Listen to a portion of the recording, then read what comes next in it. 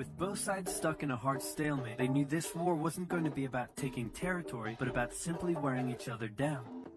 The Allies had plenty of men to expend from its overseas dominions, and the British also started a naval blockade, so Germany couldn't import stuff, like food. Neither side really wanted a long, grueling war though, so they both thought of ways to break the deadlock on the Western Front. Idea number 1, new frontiers. When the war first broke out, Australia was quick to take German New Guinea. The Allies also quickly jumped on Germany's colonies in Africa, and particularly in German East Africa, locals were enlisted as soldiers and carriers by both sides, leading to a tragic loss of life for the native Africans. Some new combatants entered the war as well. The Allies' new friends were Italy and Japan. Japan was busy building itself an empire, so it was more than happy to take away German islands and colonies in East Asia. Italy actually had an alliance with Germany and Austria-Hungary before the war, but after some tense relations, and then the Allies promising to give them some of Austria-Hungary's stuff, they switched sides. Italy opened up a front in the mountains here, but like everyone else, they were stuck in stalemate for most of the war. The Central Powers' new friend was a struggling empire in the Middle East. The Ottoman were divided on whether to actually join the war or not, since they had been exhausted by the recent Balkan Wars. Some of the politicians who did want to join went off on their own and fired some shells at Russia, and then came back and said, "Whoops, looks like we're at war now." The Ottoman entry into the war was of particular concern to the British, since the Middle East was full of oil, and Britain wanted all of that oil.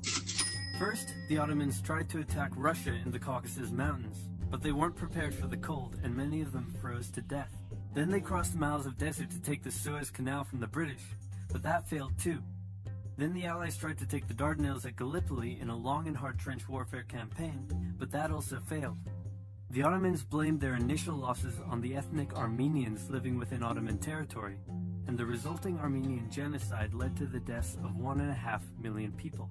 Then the Germans sent spies into Afghanistan to try to convince the Arab tribes there to rise up in jihad against the British and attack India. But that plan failed, partly because the spies got bored, brewed their own alcohol, and got drunk, which is a bad thing to do in Afghanistan.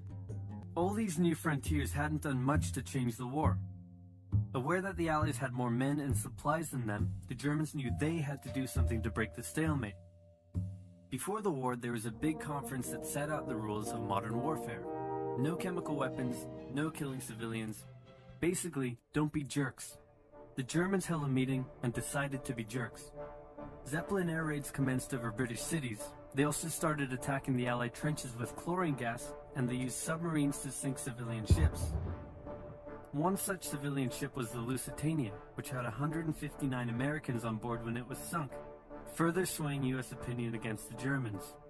Not to be completely unfair to the Germans, the Allies also engaged in chemical warfare soon after, and they had been hiding anti-submarine weapons on their civilian ships, which let the Germans justify their attacks. Meanwhile, Austria-Hungary still hadn't dealt with Serbia, so the Central Powers enlisted some help. Bulgaria wished it was bigger and was still bitter about losing the Second Balkan War. The Central Powers promised to make all of Bulgaria's wildest dreams come true if they helped, so they signed on, and together they knocked out Serbia. The Serbian troops retreated through Albania, which was neutral but had some ties to Austria-Hungary. So Austria-Hungary entered Albania in a friendly invasion to chase down the Serbians, many of whom escaped by sea. It's 1916, and a lot is happening.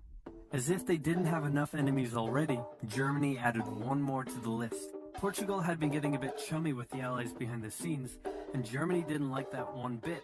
Around the same time, the only sea battle of the war happened. Both sides had a new powerful class of battleships called dreadnoughts, but they were so expensive to build that neither side wanted to risk losing them in a battle, so they kept them in port, except for one time when they had a big fight and a bunch of them got damaged, so they didn't try that again.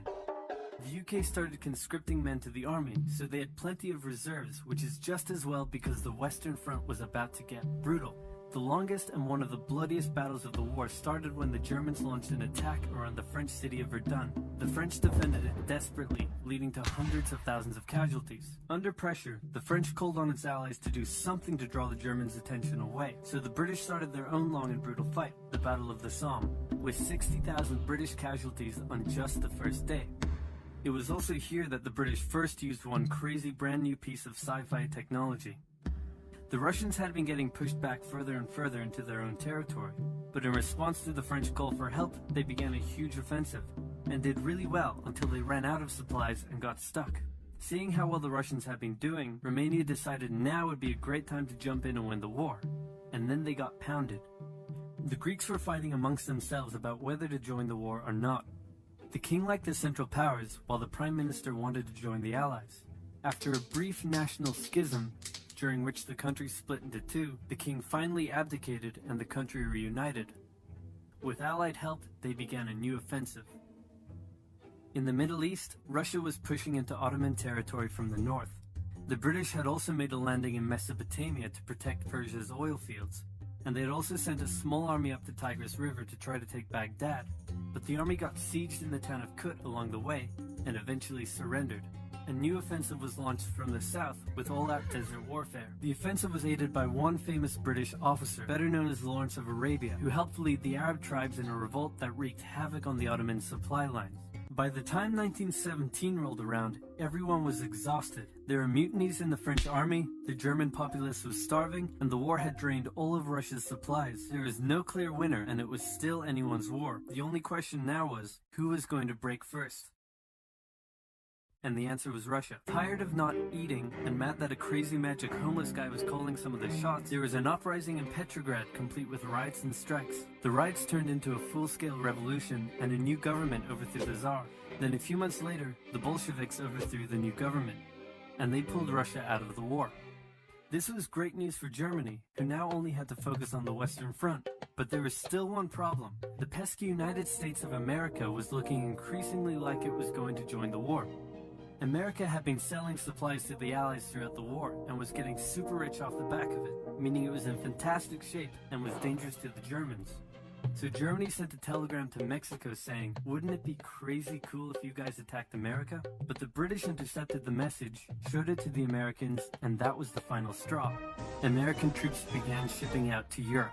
This was terrible news for Germany, and they knew their only hope now was to force France and the UK to surrender before the fresh American troops arrived. It was now or never, so they started one final attack. They converged their troops and hit hard at the Somme and pushed the Allies back. They hit a second time further north, then again and again. With each hit, the Germans were spending more and more resources, while the Allies were getting better and better at repelling their attacks. By the fifth punch, the Allies held the line and even pushed back. With American troops now arriving in larger numbers, the Allies launched a counterattack, and that was it. The Central Powers were being pushed back on all fronts. Bulgaria collapsed first, followed by the Ottoman Empire, then Austria-Hungary, and finally on November 11, 1918, at 11 o'clock, Germany surrendered. At the peace treaty, Germany was forced to reduce its military, accept war guilt, and pay the bill for the war. After indescribable suffering and millions dead, the world learnt its lesson and never had such an awful war again. For about 20 years.